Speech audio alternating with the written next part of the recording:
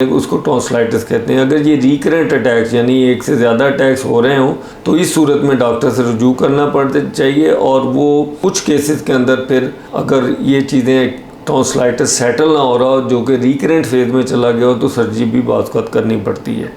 बच्चों में ये थोड़ा सा मुख्तलिफ है। बच्चों में बार बार इन्फेक्शन के अलावा जो साइज़ है टॉन्सिल्स का वो भी डिपेंड करता है। अगर बच्चों के टॉन्सिल का साइज जो उनके ओरिजिनल साइज से डबल से ज़्यादा हो और नाक के पीछे दूध भी हो, जिन्हें हम एडिनाइड्स कहते हैं, तो बाज़ का ऑब्स्ट्रक्टिव सिम्टम जिसे हम ऑब्स्ट्रक्टिव स्लीप एपनिया कहते हैं इन चिल्ड्रन, उसमें भी टॉन्सिल्स और नाक के पीछे दूध को निकालना पड़ता है। इसके हवाले से मैं थोड़ा सा बता दूं, ये टॉन्सिल्स के अलावा एक दूध और भी होते हैं जो कि नाक के पीछे होते हैं, जहाँ हमारा नाक ख़त्म होता है, और तालू के ऊपर जहाँ पे हमारा कवा लटक है उसके पीछे, उन्हें हम एडिनाइड्स कहते हैं। ये बहुत ज़्यादा कॉमन है हमारे यहाँ के एज ग्रुप जो बच्चों का है 2 से लेके 6 साल के बच्चे हैं, उनमें बहुत ज़्यादा कॉमन है।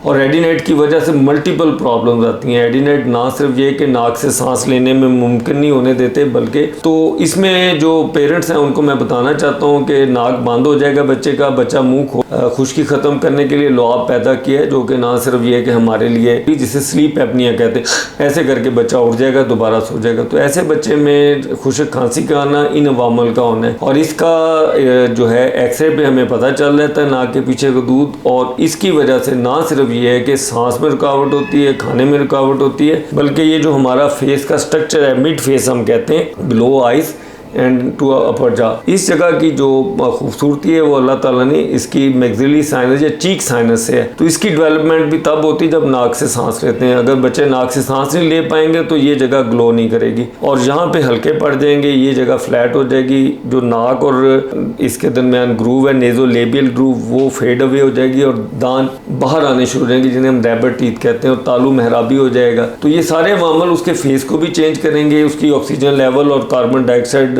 लेवल ब्रेन में बढ़ जाएगा, जिसका ब्रेन हार्ट पे इफेक्ट होता है। इसे हम कहते हैं ऑब्स्ट्रक्टिव स्लीप एपनिया। इसमें बाज़ हमें सर्जरी की तरफ रुजू करना पड़ता है ताकि बच्चे की नेज़ल ब्रीदिंग और थ्रोट का जो है फ्री किया जा सके, ताकि बच्चा सही तरीके से फेस भी ग्रो करे और उसकी ब्रीदिंग भी रिस्टोर हो सके और उसके एपनिक अटैक भी खत्म हो जाए। बड़े भी बाज़ खराटे लेते हैं, उसकी क्या वजह है? बच्चों में खुश्की ख़त्म करने के लिए लुआब पैदा किया है, जो कि ना सिर्फ ये कि हमारे लिए तो में मल्टीपल रीज़न हो सकते हैं। जो मेजॉरिटी ऑफ टाइम बड़ों में होने की वजह जो होता है उनका मोटापा होता है, क्योंकि उनके मोटापे की वजह से उनका जो तालू है उसके अंदर फैट डिपॉजिट हो जाता है, और इसकी वजह से रात के वक्त उनको होता है। दूसरी वजूहत जो होती हैं, नाक की हड्डी का टेढ़ापन, टॉन्सिल्स का बड़ों में भी बड़ा हो जाना, और केरे का बनना, जिसकी वजह से उनका रात के वक्त नाक ब्लॉक होगा। जब नाक बंद होगा तो वो फिर मुंह से सांस लेंगे और वो फिर खराटे की सूरत में आ जाएगा।